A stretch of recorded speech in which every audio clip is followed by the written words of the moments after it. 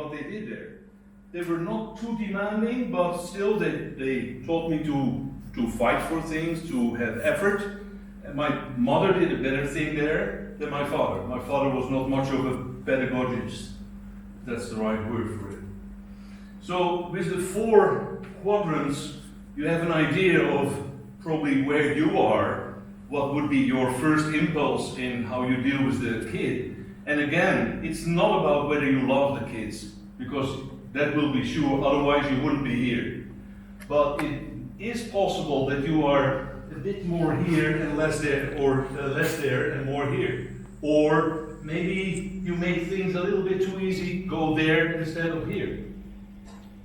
So it's not that easy, it can be complex. Any questions on this? Because it's, I think, quite important.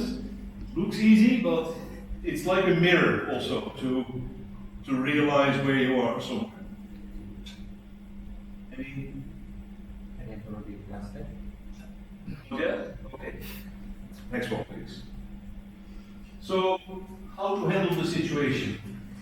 And here are some guidelines for parents, and you will see that several of these will fit into the quadrants that I just showed you. So here you see focus on performance and not on results. And this is one of the big problems in Indonesia. I will give you some examples what I've seen. 2 little girls, 10 years old, they were playing in Kelapa Gading in Jakarta. And both girls are still a bit clumsy, not very playing good tennis yet. They're playing the tournaments, they're excited. Now, this little girl is playing that little girl, and she's quite clumsy, so the first ball goes into the net, and the second ball she hits also in the net. Then the parents of that girl start clapping. That's terrible. I mean, they're clapping for the fact that she got a point because of me being so clumsy. And then I heard people say, yeah, but it's mentality, they have to... No, it's not about that. So, next point, this girl is happy to hit the ball over the net and in the box. Now that girl swings a record like that and still in an orbit around the world, I think, like that. So, not even close to going in. Now the parents of this kid are clapping because this kid has a point. 15-0, 15-0, and nothing happened. Nothing close to a rally, nothing close to a battle. That's not what it's about. So actually when the ball would be in, coming back, and again, and another one, and we have a rally, actually whoever wins the point, both sides, the parents should be clapping for the fact that there's nice play. But not just for the fact that you found or got a point. When you hit a great shot, clap for it, that's fantastic. But also if the other kid hits a great shot, it's nice, that's what the kids should do. They should enjoy it. But the parents are so much focused on it, on the winning, and that is making it much worse. In the Netherlands we had a tournament, indoor, and it was like small courts, the red courts, and they didn't have the lines taped, but just some loose strips. And the strips, by stepping on it or sliding, they were actually a bit like this, so not a straight line. Kids don't care, they want to play. So they were playing and running and going, and in and out. So now the line is like this. So the ball would actually be in, but because the line is like this, they call it out. Both of them happy, it's okay. And then the parents behind the glass, no, and they are getting involved. Let the kids play, who cares? When they have fun, when they like it, it's good. It's not about the point and having a few more and win. Suppose that I would twist my ankle and I'm like this and now I cannot play anymore and everyone would be clapping for the other person beating me. That's a bit poor, isn't it? So, tennis is only a sport. There are other important things in life. award the kids for the hard work, not for the result of the match. As I always say, being a technical director in PELTI now, I say it's actually not the winning itself, it is trying to win. And especially when you have a good fight. So after the kids, the good thing, Martin mentioned the UTR. In the UTR, where you have a certain score, you both get like points for it. So when you just lost 7-5 third set, that's a great battle that you had probably. So both players get a good result there. It's good. We should understand the pressure that is on the kid, because the kid wants to do well. They want to win, so they don't need our emotions. Give him or her responsibilities, make them independent, because on the longer run, you want them to be able to take care of themselves, pack their bags, be ready to play, take care of the rackets and the strings, make sure that they have tennis balls so that they can practice. In some cases, the parents still do everything. When they're young, it's fine, but later on, they have to be able to handle it themselves. So, emphasize the importance of ethics, sportsmanship, positive attitude. Those things are, I think, quite clear. Listen and learn. Avoid showing that you know everything about tennis.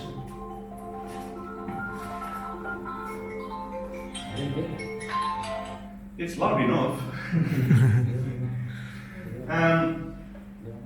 Reinforce your kids' self-confidence, especially after losing. When they've played a good match, they really fought hard, they had good effort, they lost it.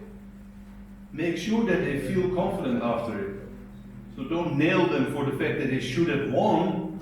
No, when they played a good match and they enjoyed the fight, you should be really positive. Be there, attend matches and encourage them. Here it says, never leave the match. And that's of course linked to the emotions. I've seen fathers and mothers who were all the time like this, going around and then, 2-5 down, and then they leave, they can't stand it anymore. It's good when you really want them to be successful, but when you leave the court, how can they keep fighting when the father or the mother cannot take the pressure? And I remember my daughter, it's a funny story, my daughter played a match when she was like probably 10. And then imagine, being a national coach in the Netherlands, I'm sitting there, my mother was still alive, she was there, and my daughter actually wins the match. It's 5-4, and it's 40-30, and she wins the point. So instead of going to the net and shaking hands, they start playing another game. She happened to also win that game, so actually the final score was 7-4, which is not a known score in tennis. So my mother said to me, Frank, you got to tell them it's done, the match is ready. I said, no, they're not ready, they are still playing. Yeah, but she won, maybe she loses. Well, it's up to them, they have to keep the score. My mother could not understand that me being a coach and being a national coach, that I didn't get mixed up in this. So after the match, I told my daughter, said, you should go to the referee and tell them the result. They play without an umpire. So they go there, and I know the referee very well. I knew her very well. So I went there and I just looked around the corner to see how it went. So my daughter told her, I won 7-4 in the third set. And the referee said, no, that's not a tennis score, 7-4 in the third set. It cannot be. 7-5 you mean? No, 7-4. So I was around the corner and I did like this to her, and she got it, and we talked about that later on. But actually, they should have fun, they should play. And it's not about us keeping the score, it's not about us telling them in or out. They have to learn to deal with that. It's part of the thing. So win or lose, I love you the same. Don't insist on overtraining. Remember, your child is growing. When the child is growing, especially somewhere between 12 and 16, a lot of things happen to the body in the size, to the hormones, and it means that a lot of things are changing. So we have to also be patient with them. So I always advise parents to, in that period of life, to take every first day of the new month, take their size, because when they're really growing more, they could actually become a little bit clumsy. The fast growers, they will become clumsy. When suddenly your arm is longer, and I mean suddenly, of course it's a few centimeters, then you'll have off-center hits. You will hit different shots. You are a bit clumsy, you make more mistakes. And then some people will say, you're not trying hard. Or the kid may be frustrated. No, give them time. And be positive, supportive. You'll be okay. Just give it some time, keep practicing. That's how it works. Next one, please. Yeah, sure. Bahasa Indonesia. Boleh. Ini tertarik dengan yang coba balik. Tertarik dengan reinforce your kids confidence after losing. Kadang-kadang anak saya junior itu setelah kalah itu kan nangis dia. Nah, bagaimana sikap kita orang tua itu ketika anak kita menangis dengan kekalahannya? Apakah membiarkannya atau mengajaknya berbicara? Karena dia nggak mau dengar, dia termenung dia. Nah, bagaimana sikap kita selaku orang tua gitu? How to handle the kids if they lose and they cry? Yeah, okay. First of all, it's important that it's okay that they lost. I mean, you can't change it back. You know, match is done, so that's it. And I learned from a French colleague of mine, I learned to use 3 questions. And I start actually early with kids doing that, and I keep using it up to the high level. The first question is, and this is not related to the score, so it could be that they lost 6-1, 6-love, or maybe they won 6-1, 6-love. The first question is, what went well? Now that's a difficult question when you just lost 6-1, 6-love. What went well? Nothing went well. It was terrible, I played so bad. Well, I've got good news for you. I saw several things that you did really well today.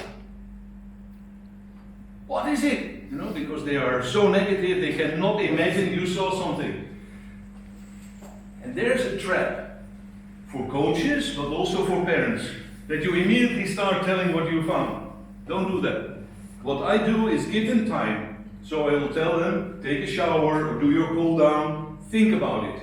Because I've seen 2 things that went well in this match. That's very disappointing for you, but I've seen 2 things that went well. Maybe you find 2 other things, so we have 4 together. That means it was not that bad. The score may be bad, but actually in your game, maybe you got to more drop shots than ever. Or you finally got a way to handle deep shots to your backhand. Losing the point, but now you actually get them back, or whatever it is. But think positive. This takes a while, and some kids, even after 10 minutes or 15 minutes, cannot tell you the positive things. But I will wait until they think of something. And maybe I have to help them a little bit, but I will not tell them my answer. That's only later. In this way, you can teach them how to handle defeat and still think positive. The second question is, what did you learn this match? Because the fact that I lost 6-1, 6-love, maybe I learned that opponent played so many deep shots or angled shots which I cannot handle. I learned that it's really difficult to handle those shots that are angled and put me on the side of the court because I cannot run to the next one. Okay, that's an important thing. The third question is, what would you like to practice today or tomorrow in the next session that will make you play better tomorrow or the day after? When you listen to these 3 questions, there's actually no room for negativity. What went well? What did you learn? What would you like to practice? It's all positive. And it's not automatic that everyone takes that. So what I learned from my French colleague is give them time. Let them practice to find something positive. Let them think about what they have learned or what they may have learned